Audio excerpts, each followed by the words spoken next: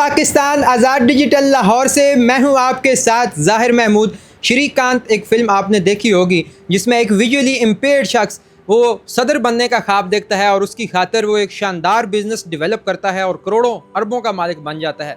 ऐसी ही एक कहानी पाकिस्तान में इस वक्त हमारे साथ मौजूद हैं अली नैयर मान भाई, जिन्होंने पॉलिटिकल साइंस में ऑनर्स किया और उसके बाद इन्होंने ठेके लेना शुरू किए और फिर उनसे जो मुनाफा बना उससे इन्होंने एक जूतों की फैक्ट्री जो है वो अपनी लगाई है और जिसके ये खुद ओनर हैं और करोड़ों रुपए का जो है ये मुनाफा भी कमाने का ख्वाब देख रहे हैं। इनकी जो अज़्मो हिम्मत की जो दास्तान है वो हम इन्हीं की ज़ुबानी सुनेंगे कि ये फ्यूचर में क्या करना चाहते हैं और इनको ये जो विजुअल इम्पेयरमेंट का चैलेंज है इससे ये कैसे नंबर आजमा होते हैं। तो आइए अली नैयर मान भाई से बात करके देखते हैं। अस्सलाम वालेकुम भाई। वालेकुम सलाम।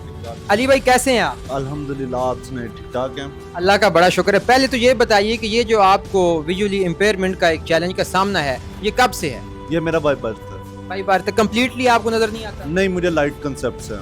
वो क्या होते हैं? लाइट कंसेप्ट यानी कि ये सामने रोशनियाँ जल रही हैं, मुझे नज़र आ रहा है, आप मेरे सामने बैठे हुए हैं, मुझे पता चल रहा है कि someone is sitting in front of me. लेकिन अगर आप कहीं मैं आपके फेस एक्सप्रेशंस देख पा रहा हूँ या आपके कपड़ों का कलर देख पा रहा हूँ, वो नहीं। अच्छा, आपको कोई एक ऑब्जेक्ट की अपीयरेंस या वो तो नहीं पता चलता लेकिन उसके मौजूद होने का एहसास होता है, लाइक एक शेडो सा आता है कि सामने कोई बैठा हुआ है। तो आप चलते हुए छड़ी भी इस्तेमाल नहीं करते, तो कैसे फिर आप ये इतनी महारत से चल लेते हैं? बेसिकली ये सारी जगह जो हैं जितनी भी हैं, ये वाला ऑफिस हो गया या दूसरा ऑफिस हो गया, ठीक है, यहाँ पर मैं काफ़ी यूज्ड हूँ, मुझे इनके कॉर्नर का पता है, डेट्स वाई अंदाजे के मुताबिक मैं चलता हूँ।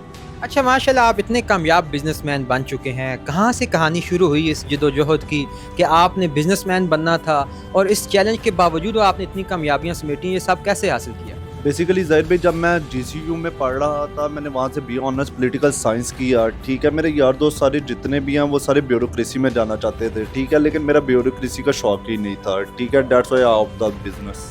तो मुझे ये बताएं कि कैसे बिजनेस ये स्टार्ट किया, कहाँ जीरो से कैसे स्टार्ट? हमने सबसे पहले प्रोक्योरमेंट की टेंडरिंग शुरू की, उसका स्टार्टअप हमें GC यूनिवर्सिटी लाहौर ने दिया, ठीक है। मेरे उस सर थे, उन्होंने मुझे बिज़नेस का स्टार्टअप वहाँ से दिया। फिर उसके बाद हम लोग चलते चलते हमने डिफरेंट पेपरा के टेंडर्स लेना शुरू कर दिए, ठीक है। डिफरेंट ऑर्गेनाइजेशंस हैं उनके टेंडर लेना शुरू कर दिए और उनकी बदौलत सारा कुछ जो है आज ये सेटअप पे पहुँचे हैं। ये जो बिज़नेस का आइडिया कैसे आया? आपको लगा नहीं कि आपको जो चैलेंज है उसकी वजह से आप कुछ महरूमियों का भी सामना करना पड़ेगा? बिजनेस का असल में मेरा जो माइंड बना था वो माइंड इस तरह से बना था, बेसिकली मेरी फैमिली में सारे जितने भी मेरे बड़े हैं, ठीक है, चाहे मेरे वालिद हो गए, चाहे चाचा वगैरह हो गए, कोई भी हो गया, they all were from the government jobs, ठीक है। डेट्स व्हाई मैं गवर्नमेंट जॉब्स को जो है ना वो कंटिन्यू नहीं करना चाहता था।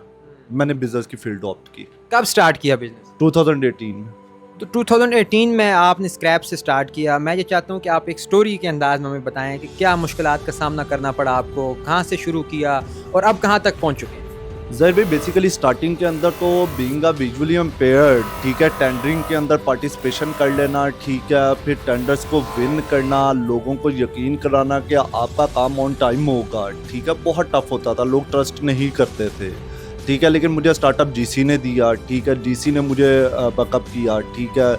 पहला टेंडर भी मुझे GC की तरफ से मिला। उसके बाद फिर आहिस्ता आहिस्ता अल्लाह का शुक्र है कि तमाम मेरी कंपनी की जो प्रोफाइल बनती गई, ठीक है, वो ग्रो अप करते गए हम लोग, ठीक है। फिर उसके बाद हमने ये चीज़ सोची कि लाइक हम लोग जो है शूज़ के अंदर हम ऑलरेडी काम कर रहे थे, ठीक है, लेकिन हम लोग ई-कॉमर्स ब्रांड तक जस्ट काम कर रहे थे, ठीक है। हमने इसके बारे में सोचा कि हम इसका प्रोडक्शन यूनिट भी अपना बनाएं और इसकी एक मेगा लॉन्चिंग जो है ना वो करें, ठीक है। तो फिर हमने यानी कि ये सारा स्टेप लिया।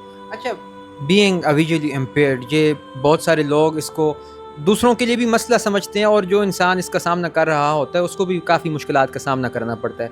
आपने वो जो लोगों की तवक्कुआत थी वो बहुत गलत मलत होती हैं, आप मतलब उनको नलीफाई करते करते बड़ा वक्त गुजर जाता है। आपने इन सारे मामलात के साथ कैसे टैकल किया कि लोगों की तवक्कुआत पे कैसे पूरे उतरे और ख़ुद आपने इन चैलेंजेस से कैसे जो है वो सामना किया? ज़ाहिर भाई, इसके अंदर सबसे मेन चीज़ जो होती है ना वो आपकी फैमिली होती है, ठीक है, आपका फ्रेंड सर्कल होता है। मेरी फैमिली और मेरे फ्रेंड सर्कल ने कभी भी मुझे मेरी डिसेबिलिटी के बारे में जो है ना फील ही नहीं होने दिया, ठीक है। लाइक जब हमेशा से शुरू से मेरे पेरेंट्स एक ही चीज़ कहते रहे हैं कि जब बाकी बच्चे जो कुछ कर सकते हैं वो तुम भी कर सकते हो। उन्होंने किसी जगह पर मुझे डिस्क्रिमिनेट नहीं किया, ठीक है। उन्होंने हमेशा मुझे जो है पुशअप ही किया, बैकअप ही किया कि ग्रो किया, ठीक है। तो इस वजह से मेरे अंदर वो चीज़ जो है ना मेरी फैमिली, मेरे फ्रेंड सर्कल की वजह से आई।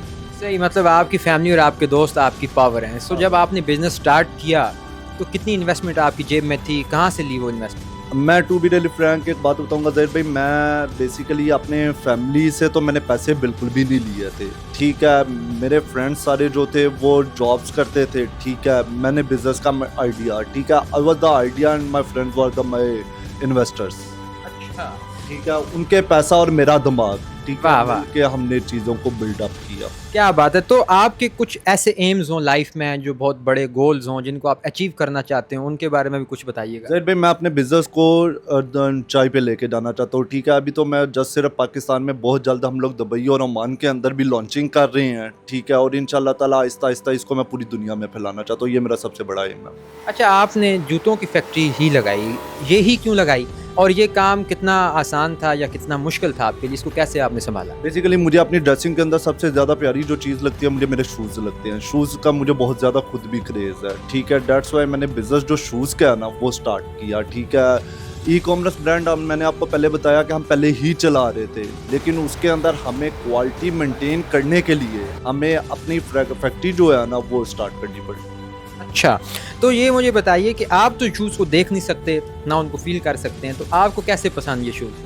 बेसिकली शूज़ जो होता है खाली देखने का काम नहीं है, आपकी जो फिंगर टिप्स होती हैं ना वो आपको हर चीज़ समझा रही होती है। फिर जब आप जूता पहनते हैं, ठीक है, पहन के जो 2 स्टेप लेंगे आपको पता चल जाएगा कि जूते के अंदर मैन्युफैक्चरिंग फॉल्ट क्या है।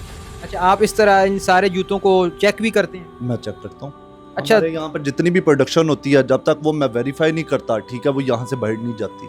वाओ! तो जब आप ये सारा अपना बिजनेस एक्सपेंड करेंगे गल्फ कंट्रीज़ में, तो उसको भी आप खुद ही डील करेंगे या लोग हायर करेंगे, कैसे मैनेज करेंगे? अभी भी हमने लोग हायर किए हुए हैं। देखिए एक जगह पे एक टाइम पे एक जगह पर जो है ना सारी चीज़ों को मैनेज करना बहुत टफ हो जाता है, ठीक है। अल्हम्दुलिल्लाह हमने अभी भी एम्प्लॉयज़ रखे हुए हैं, ठीक है। हमारे क्वालिटी ऑफिसर्स हैं, हमारे डिज़ाइनर्स हैं जो जूते का डिज़ाइन बना रहे होते हैं, फिर उसको वेरीफाई करते हैं, 1mm को चेक करते हैं, ठीक है, कि कोई फ़र्क तो नहीं आ रहा डिज़ाइंस वगैरह के अंदर, ठीक है। तो टीम तो बिल्डअप होती रहती है साथ साथ। तो ये जो जूते बनाने की जो फैक्ट्री आपने लगाई है, कब से लगाई है, कितने लोग हायर किए हैं, क्या प्रोसेसेस हैं जूते बनाने के लिए, ये ज़रा डिटेल्स में हमें बताइए। मैंने ये फैक्ट्री 2022 में बनाई थी, ठीक है। इसके अंदर टोटल ना 4 प्रोसेस होते हैं जूता बनाने के, ठीक है। 4 प्रोसेस प्रोडक्शन के होते हैं। उससे पहले जब सैम्पलिंग हो रही होती है ना उसके भी स्टेप होते हैं, ठीक है। सबसे पहले जूते का डिज़ाइन बनता है, उस डिज़ाइन के ऊपर फिर लेदर की कटिंग होती है, कटिंग होके अपर स्टिच होते हैं। अपर स्टिच होने के बाद वो बॉटम मैन डिपार्टमेंट के पास जाता है, वहाँ पर बॉटम होते हैं जूते को, जो जूते का नीचे वाला सोल होता है और लेदर का जो अपर होता है उसको आपस में जोड़ा जाता है, उसको हमारी फील्ड के अंदर फिटअप कहा जाता है, ठीक है। उसके बाद जूते को फिनिश पे भेजा जाता है। जूते को जो जूते में जान डालता है वो फिनिश मैन डालता है, ठीक है। फिनिश करके फिर जूतों को बॉक्सेस में पैक करके डिस्पैच किया जाता है। तो आप किस प्रोसेस को मैनेज करते हैं, ये सारे प्रोसेसेस देखते हैं? ये सारे प्रोसेसेस को देखते हैं। बेसिकली हम लोगों ने अपनी जितनी हमारी टीम है, जो हमारी लेबर है, हमने उनको वीकली स्केड्यूल दे देना होता है कि हमें ये आर्टिकल्स की जो प्रोडक्शन है ना वो चाहिए है, ठीक है। अगर प्रोडक्शन के अंदर सपोज दैट फिनिश के अंदर आके चीज़ें ख़राब नज़र आ रही हैं, ठीक है, हम वो चीज़ें वापस अपनी लेबर को वापस भेज देते हैं कि इनको ठीक करें। अच्छा, आपने पॉलिटिकल साइंस में ऑनर्स किया, सो जूते बनाने का जो तजर्बा या जो आइडिया या जो काम था ये कहाँ से सीखा, कैसे ज़हन में आया? ये बेसिकली मुझे लेटर होना आया था। जब मैंने बिजनेस स्टार्ट किया, प्रोक्योरमेंट की हम टेंडरिंग करते थे, ठीक है। हम लोग उस टाइम पे पैसा भी जनरेट कर रहे थे सारा कुछ। जूता मुझे पहनने का खुद भी बहुत शौक था, ठीक है। तो अपने शौक को मैंने अपना कारोबार बना लिया। वाह वाह, तो कभी प्यार भी हुआ आपको? प्यार जी अल्हम्दुलिल्लाह। कि तो कुछ थोड़ी बहुत कहानी हमें सुनाए ना। मुझे सबसे ज़्यादा प्यार अपनी फैमिली से है, मेरी फियोंसी से है, ठीक है। मेरा दोस्त, मेरा पार्टनर जो मेरा भाई है, ठीक है, शाहिद, मुझे उससे। क्या बात है, तो शादी कब कर रहे हैं? इंशाल्लाह ताला नवंबर में। अच्छा, तो ये जो आपका जो प्यार हुआ, जो फियांसी के साथ आप बता रहे हैं, जो शादी कर रहे हैं, तो क्या वो कोई लाइक फैमिली से हैं या आपकी कुछ सपोर्टिव दोस्त थी या क्या था? She was my friend. माशाल्लाह, यूनिवर्सिटी से? हाँ जी, यूनिवर्सिटी से। तो आप मतलब फुल पुरजोश हैं आप शादी के? अल्हम्दुलिल्लाह। चलें, अल्लाह ताला आपको जो है वो एक भरपूर ज़िंदगी जो है वो दे और कामयाबियों से नवाजे। हमारे जो दोस्त जो विजुअली इम्पेयर्ड हैं और वो ऑब्वियसली आपसे इंस्पिरेशन लेंगे बिज़नेस के लिए भी, पढ़ाई के लिए भी, आप ज़रा ये बता दीजिए कि पाकिस्तान में हमारे इदारों में उन लोगों को किन चैलेंजेस का सामना करना पड़ता है, उनको हम कैसे जो है वो कोप अप कर सकते हैं उन मसाइल के साथ? Basically it's all the game of mind, ठीक है। जब आप किसी इंसान को कह देंगे ना कि आप ये काम नहीं कर सकते, वो अगर कर सकता होगा भी तो वो नहीं कर पाएगा, ठीक है। हमें सबसे पहले अपने बच्चों के अंदर कॉन्फिडेंस लेवल जो है ना वो बिल्टअप करना ज़रूरी है, ठीक है।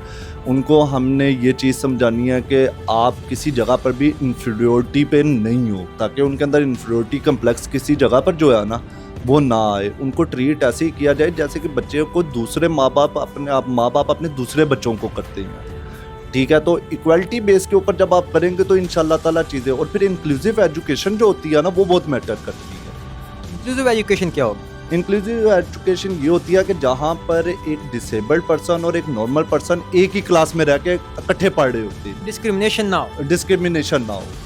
उससे क्या फ़ायदा होगा? उसके अंदर स्किल्स इनहेंस होती हैं। देखिए जब लाइक इंक्लूसिव एजुकेशन होगी, मैं आप अगर एक क्लास में है, कुछ स्किल्स आपके पास है, कुछ स्किल्स मेरे पास हैं, ठीक है। मैं आपसे हेजिटेट नहीं होऊंगा, मेरे से हेजिटेट नहीं होंगे, ठीक है। हम चीज़ों को जो है ना लर्न करेंगे, सीखने का मौका ज़्यादा मिलेगा। अच्छा, ये कहते हैं कि जिन लोगों की आंखें जो हैं वो काम नहीं करती, नज़र नहीं आता, उनकी अंदर की भी कुछ आंखें होती हैं जिनसे वो और बहुत कुछ देख सकते हैं, क्या कुछ ऐसा है? ये तो कुदरत का निज़ाम है फिर ज़हीर भाई। अल्लाह ताला का बहुत गफूर रहीम है। अगर वो आपसे एक चीज़ लेता है वो हज़ारों चीज़ें देता है, ठीक है। तो आपको उन हज़ारों चीज़ों पे देखना चाहिए, ना कि जो एक चीज़ है नहीं है आपके पास उसके ऊपर फोकस करें। आप दुनिया के हुस्न और खूबसूरती को ना देखने का कभी अफसोस हुआ, या उसको देख सकते हैं? किस तरह देखते हैं आप? फील कर सकता हूँ कैसे, कुछ थोड़ा सा डिस्क्राइब? सर। लाइक छोटी सी एक एग्जांपल बताता हूँ कि मेरा जो जूते यहाँ पर प्रोडक्शन होती है, ठीक है, मैं शूज़ की फिनिश जो होती है, ठीक है, मैं उसको अपनी फिंगर टिप से देख के बता सकता हूँ, ठीक है। जो फिनिश ख़राब हुई होगी, ठीक है, मैं अपने फिनिश मैन को बुलाऊंगा कि यार ये जूता जो है ना ये यहाँ से फिनिश ठीक नहीं हुआ, इसको फिनिश ठीक करके लेके आओ। इसी तरह मैंने अक्सर तस्वीरें आपकी जो देखी हैं आपकी फेसबुक पे, वो बड़ी शानदार ड्रेसिंग आपने की होती है। सो ये सेंस कैसे बिल्ड हुई और आप इसको कैसे टैकल करते? ये बेसिकली मेरी फैमिली की वजह से है, ठीक है। मैं शुरू से मेरी फैमिली, क्योंकि हम लोग सारे लाइक वाइट कॉलर मेरे पेरेंट्स हैं, ठीक है। सो दैट्स वाई हमने ड्रेसिंग के ऊपर जो है ना हम लोग काफ़ी ज़्यादा फोकस रखते हैं। आपके शौक क्या है इसके अलावा? कोई ट्रैवलिंग वगैरह करते हैं? मैं ट्रैवलिंग का मुझे बहुत है, हाइकिंग का बहुत शौक है, ठीक है। मैं नॉर्दर्न एरियाज़ वगैरह में जाता हूँ, ठीक है। फ्रेंड्स के साथ हम लोग टूवर्स रखते हैं, ठीक है। बिजनेस अब बन गया, बिजनेस की वजह से हमारे डिफरेंट जगहों पर टूर, नई नई जगह एक्सप्लोर करना बहुत मेरा ये शौक है। कहाँ कहाँ गए हैं? कौन सी जगह ज़्यादा पसंद आई? आपके नॉर्दर्न एरियाज़ में कोई ऐसी जगह नहीं है जो एक्सप्लोर ना की हो। अच्छा, तो आपको वहाँ पे जाके वो जो जमालियात हैं, वो जो ब्यूटी है, वो कैसे लाइक आप उसको एंजॉय करते हैं? लाइक वो एक इनर फीलिंग होती है, ठीक है, कि मेंटली रिलैक्स। देखें यहाँ पर जब बंदा लाहौर में होता है, अपनी वर्क प्लेस पे होता है ना, फ़ोन आने, ठीक है, बहुत सी चीज़ें, बिजनेस के ऊपर फोकस। लेकिन जब आप यहाँ से एक टूर के ऊपर जाते हैं, ठीक है, आपको मेंटली पीस होता है। लो सारे आपके एम्प्लॉयज़ को पता होता है कि बॉस नहीं है यहाँ पर, ठीक है, वो टूर पे गए हुए हैं, ठीक है। कॉल्स का फ्लो भी कम होता है, फिर जगहों को एंजॉय करना, एक खूबसूरती इनर से वो फील होती है, ठीक है। दोस्तों का आपस में बैठ के शुगर लगाना, ये सारी चीज़ें बहुत मैटर करती हैं। अच्छा, तो ये बताइए कि कितना को आप तक कमा चुके हैं? अब अपनी गाड़ी है माशाल्लाह आपके पास, आईफोन लेके घूम रहे हैं, सो कितना को हम अंदाज़ा लगा सकते हैं?